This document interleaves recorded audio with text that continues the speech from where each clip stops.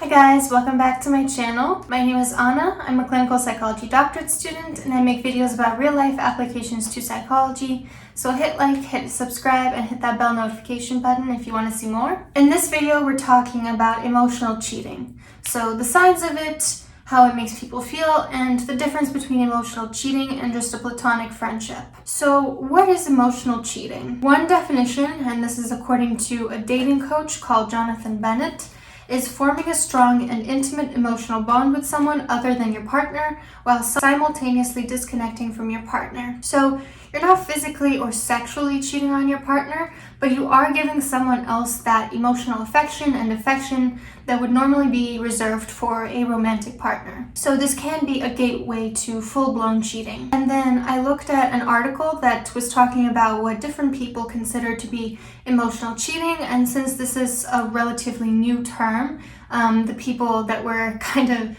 asked about this were on Reddit, so it's not like a scientific study.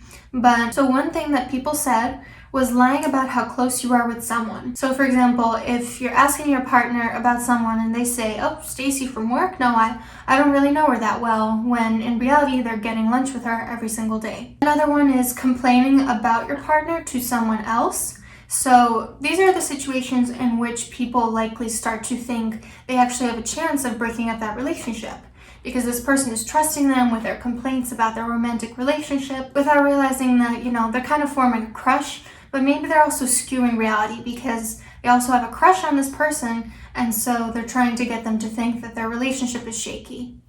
Sharing big news with someone else, such as, telling someone else that you got into a university before your partner. Sharing concerns with someone else, such as talking to someone else about a difficult experience that you had but not with your partner. Putting someone else first. So for example, I can't hang out with you today because John is really sad today and he wants to get cheered up with happy hour drinks. So sorry, even though I promised we were going to have a date tonight, I'm going to go hang out with John. Also, behaving as if they have a crush on someone else. So there are a lot of different signs of this. It could be showering someone with compliments, always texting them first, responding to messages right away, getting all giddy and cheerful when you hear from them, and constantly bringing up this person. So these are all signs of an emotional crush. Also PDA, so these are things that are usually reserved for a romantic partner, like holding hands. I mean, we all remember the Justin Timberlake debacle, but other things could be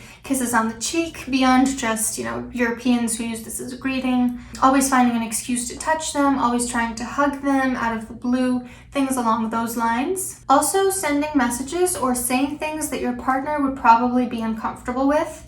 So, things like, you look so handsome. It really depends partner to partner what their boundaries are, but a good rule of thumb is anything that you wouldn't want your partner to see. Deleting texts or calls. So this goes along with the last one. It's clear that they know whatever was in those messages would have hurt their partner or wouldn't look good, so that's why they're kind of deleting the evidence. So when someone does this, they already kind of know that they did something damning. So what do the consequences of emotional cheating look like? A lot of arguments about the third party, about the person in question that they're emotionally cheating with. A lot of anger and jealousy on the partner's part. Low confidence and self-esteem on the partner's part, so feeling bad about themselves or insufficient, like they're not enough. Guilt on the part of the person with a special friend. Refusal to make accommodations. So, if you bring this up with your partner and they say something like, "I'm not going to stop texting this person all day," or "I'm not going to ask them to stop being so affectionate with me," that's a negative consequence. And eventually a downward spiral of the relationship in terms of its health and its satisfaction, because it's going to have more fights, it's going to have less healthy communication, more invalidation, which are all bad signs. So how do you distinguish between a platonic friendship and emotional cheating? So platonic friendships are characterized by a lot of the same components as emotional cheating. So caring for the other person, supporting them, wanting to spend time with them. So how do the two differ? Well, a big one is hiding information or lying. So things like deleting texts, lying about spending time with that person, these are all pretty surefire signs that you know what you're doing is not okay. And you might be thinking, well, I don't think I'm doing anything wrong, but my partner does, and I just don't want them to get hurt, so that's why I'm being secretive.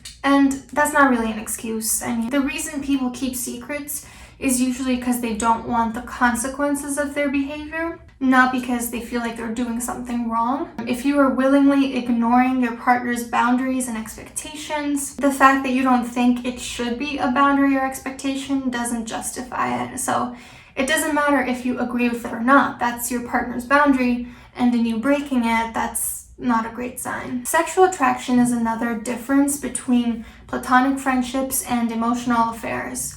And this one's tricky because people are sometimes attracted to their friends, and it doesn't necessarily pose an issue for everyone. The thing is, I'm not one of those people that thinks men and women who are straight can't be friends. I'm not. I think that's ridiculous, and it's very heteronormative too. But I do think that it complicates things when the people who are friends are sexually attracted to each other. No matter what your gender or sexual orientation, hear me out. So when you're friends with someone that you're not attracted to, you're not as likely to put them over your partner, because that's what attraction is. It's wanting to spend time with that person, feeling kind of like a magnetic pull towards that person, wanting to be around them, wanting to look at them, wanting to talk to them. That's just, the definition of attraction. So yeah, I do think it's an issue to be friends with someone you're attracted to, let alone having an emotional affair with them. Another issue that distinguishes between friendship and emotional affairs are it crosses the boundaries of the romantic relationship. So, for instance, if your partner tells you, I'm not comfortable with you getting dinner with this person one-on-one, and you do it anyway, that's a sign of emotional cheating. And anytime you're making your partner uncomfortable, that's a problem. And a healthy relationship is characterized by respect for your partner's boundaries, like I was saying. So if you're not respecting your boundaries, it could be emotional cheating. So like I said, a good rule of thumb is, would you be doing this with a friend of a sex that you're not attracted to, or with a friend that you're not attracted to? Because again, it can be hard to ask yourself that if you're something like pansexual or bisexual. So let's just say, would you be doing this with a friend you're not attracted to? So for example, there's a difference between a straight woman telling her female friend when they hang up a FaceTime call, love ya, and, her texting a male friend, I love you, out of the blue. That would be a lot more of a red flag than just, telling a friend that you're not attracted to, love ya. Because no straight woman would text her female friend, I love you, out of the blue, unless, she was going through a difficult time or something. That would just be a really unusual thing to do. Another example is, it's not appropriate for, let's say, a bisexual man to be sharing intimate photos with a male friend, because, it's just, it wouldn't be appropriate for, a straight man to be sharing intimate photos with a female friend.